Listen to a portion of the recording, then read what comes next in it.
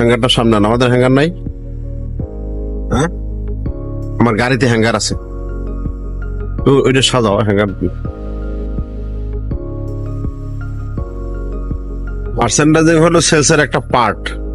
তুমি যদি এইভাবে প্রত্যেকটা দোকান মার্চেন্ডাইজিং করো, দেখবো যে তোমার ড্যামেজ, এখন যে তুমি ড্যামেজ দিচ্ছ তার 3 ভাগের 1 ভাগ ড্যামেজ হবে না।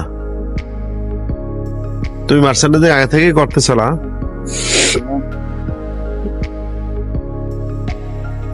আমাদের প্রত্যেকের উচিত, প্রত্যেকজন সেলস অফিসারের উচিত এভাবে করে তার প্রোডাক্ট গুলো দোকানে ডিসপ্লে করে দেওয়া।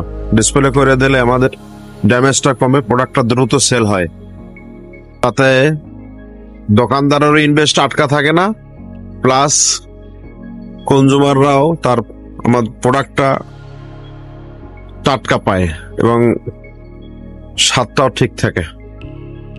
ঠিক আছে, কারণ হচ্ছে তোমার বিস্কুট ডিসপ্লে করতে যাই, তোমার প্রোডাক্ট ডিসপ্লে করতে যাই তুমি অন্য কোম্পানিকে অসম্মান করতে পারো না। তোমারটা তুমি সামনে আনছো, ঠিক আছে, অন্য কোম্পানিটা দোকানদার যেভাবে রাখছে সেভাবেই থাকবে, ঠিক আছে। এই দোকানে আমাদের আরো পণ্য ওনার স্টকে আছে, আলহামদুলিল্লাহ। আজকে অর্ডার নেব।